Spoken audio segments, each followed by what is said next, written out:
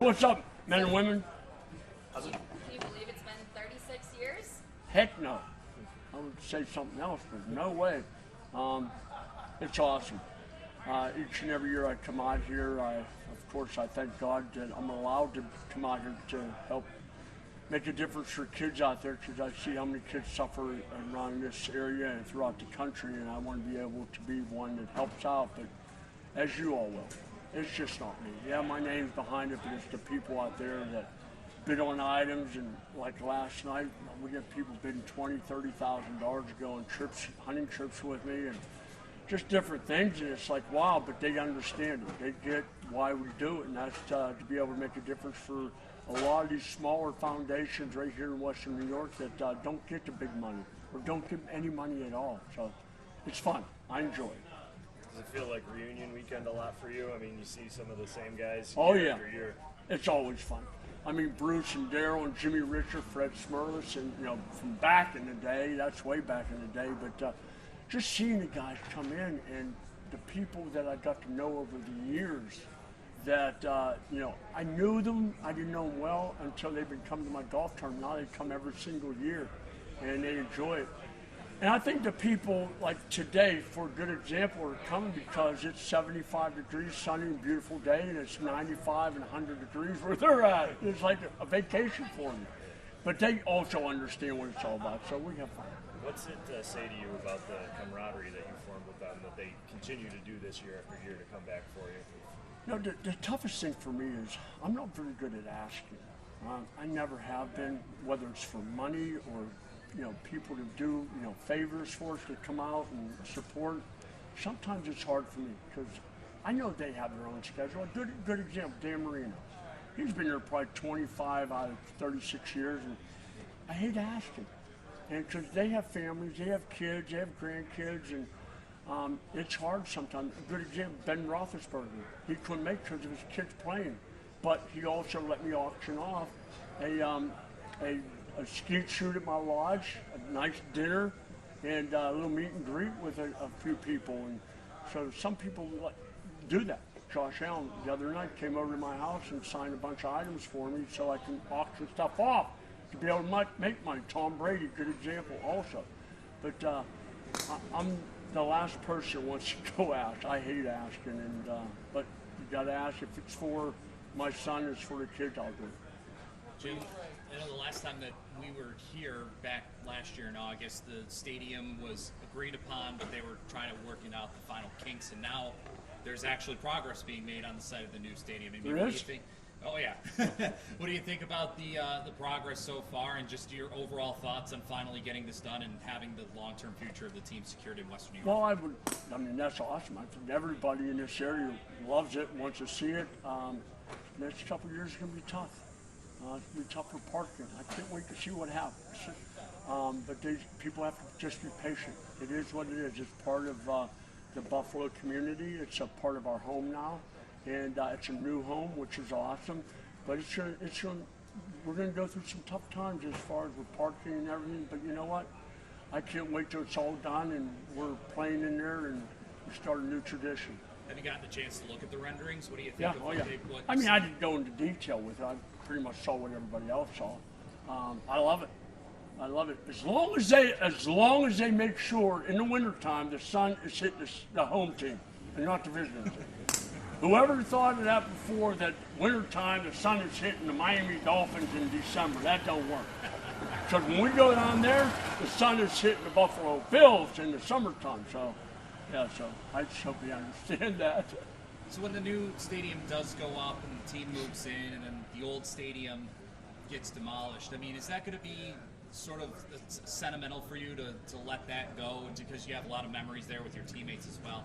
It won't be hard to let it go. It's just, it'll be something the memories without a doubt. Memories of my first game as an NFL player running out against the Jets and having my mom and dad and my 5 brothers and my high school football coach in the stands. Those are dreams that every little boy dreams about when he's a little kid growing up. I never dreamt about the Pro Football Hall of Fame. I dreamt about playing in the NFL like every kid does. But to be able to do that, be able to run out that my first game, to look up mom and dad were there, and no longer is mom and dad going to have to work in the steel mills or the cafeteria. You're going to kick back, relax, and enjoy life the way it's supposed to be. And I've been very blessed to be able to do what I do, be able to do what I did, and thank God I still have my 5 brothers. There's all 6 of us are still here. We're enjoying it. They're all here at my golf tournament. We're having a blast like we always do. But yeah, I'm enjoying life. Thank God. So when Thurman's working on the new stadium right now, I mean, when the old stadium gets torn down, are you going to be kind of nudging him with any recommendations in terms of what may go in place of the old stadium? Anything that you have in mind? No, parking lot. I think that's a good start. You know what? The only thing that I would like is a couple of my seats that my family sat in. To me, that would be pretty cool. Because it will always bring back that memory of having mom and dad in the stands, even though they didn't sit many times in the outside because my mother had emphysema and she suffered pretty bad. But overall, just a thought of when I ran out there and looking up and mom and dad.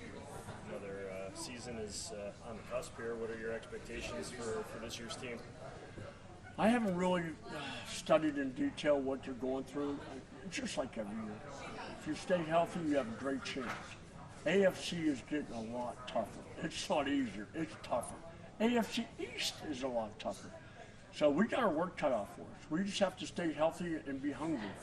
I remember when we played, going into like the second and third time we were at Super Bowls and we didn't win, the attitude that we had in our locker room was never give up. I mean, even going into after we lost 3, going into the 4th season, I wasn't sure mentally how everybody would handle hearing all the negativity during the course of the off season. I knew physically they would be ready to play. Not sure mentally until the first day. And I said, these guys are ready. And of course, I think you all being local knew what our motto was. Let's piss everybody off. Let's go back for 4. And we did. And even though we didn't win it, that's part of life. And I don't cry about it. Yeah, it hurts. But you know what? I move on with life. And something else is down the road you have to deal with. And you go with that.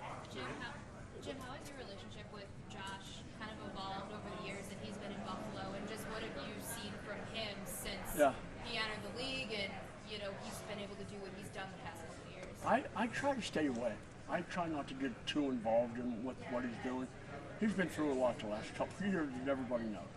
And I'm one person, remember the quote I said earlier, I hate to bother people. I don't want to bother them. And we talk and we text back and forth, and I just saw him the other night, but I wish him nothing but the best. I hope he shatters my records. That means we're winning football games. Bottom line. And I'm going to continue to say, I think we have good running backs, but we need to use them. We need to take some of the pressure off Josh. I mean, I hope that's what Ken does. He understands it, and I know he does, because Ken Dorsey's a very smart man. And but I also know that what I had behind me was number 34, Thurman Thomas. And I knew when I needed to go to him, I was there. And they need to do the same thing, so don't put all the pressure on Josh every single snap. Last year they were, I think, the preseason favorites for the Super Bowl, and that comes with a lot of pressure. This year, as you mentioned, maybe the Chiefs, the Bengals are maybe looked at as being ahead of them. The Jets get Rodgers, the Dolphins are developing. Do you think it might be better for this team to kind of be looked at as being the hunters and not the hunted, and to maybe being doubted a little bit even? Well, I think last year they might have, I think not just the players, but I think the fans might have took advantage of, when everything happened tomorrow. Things all of a sudden start, wow, wow, wow. And it's like, I think the fans even got a little taste of, this is awesome. And then they got hit with the reality.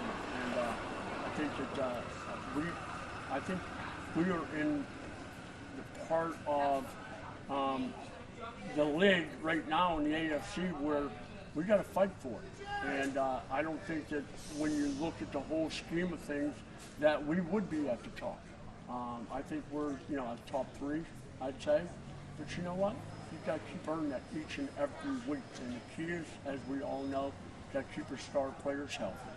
What did you make of that situation on Saturday when DeMar Hamlin stepped back on the field? And not only did he get the chance to play substantially, he actually made an impact in his time that he was on. I love it. I mean, you never know. I mean, you pray that all of that will work out for him, that, he stays healthy and nothing ever happens like that again. It woke everybody up. I'm not just on our football team. I think throughout the country, it woke everybody up. And but you know what? It's good to see. It's good to see him back out there playing and put a smile on my face.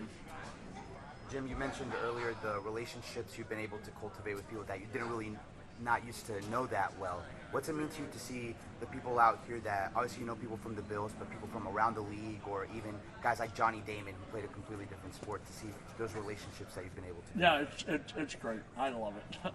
I mean, Johnny Damon, I watched him play. I mean, of course, we all did. And just to see him, John Rocker, I mean, I can go on and on, all the guys that has come to be a part of this. And but they understand. They understand what it's about. They enjoy seeing other guys. It's not like they just come here to see me. They come here to be with everybody else and just have fun. Last night at the party, everybody was having a blast. We were up on stage and having a little fun. I don't know if you want to call it dancing, but we had a good time. But you know what? And I want to make sure I point this out. I have a group of people that work for me that handle everything. They are unbelievable. I mean, we've been doing this for 36 years, and some like Trish Cavalier and Dennis Stupsky and Ashley, they all have been with me for years, and they continue to be the difference maker. I mean, imagine that, 3 people being able, even though we thank God for the volunteers, as we all know, but for them to be able to do what they've done over the years and continue to make this the way it is, and the party last night with almost 1,000 people, oh my word, awesome. Jim, do you have a favorite story when people tell you about what the money goes to and you hear these people? One more, I'm sorry, what's that? Do you have a favorite story about when people tell you, hey, this money did this for my family, or this money did this for this organization? Is there any that immediately pops in your head? Too many of them. I just know when we did with Crater Beach before, just every time I went down there, just to see the kids and try to explain to all the kids that, you know what, you have to live each and every day. You can't feel sorry for yourself. You have to go out there and keep working at it. I know when I grew up, I didn't have anything. I mean, we had nothing. I mean, gloves in the wintertime were white socks. That was our gloves. And we went through it, but the thing is, we learned from it. We learned to work through all the tough times, and it's part of growing up. It's part of maturing. And but you know what? When you hand a foundation check for $5,000, they start to cry. You understand what it did for them. All right, guys. Thank you, Jim. Thank you, guys. Appreciate it.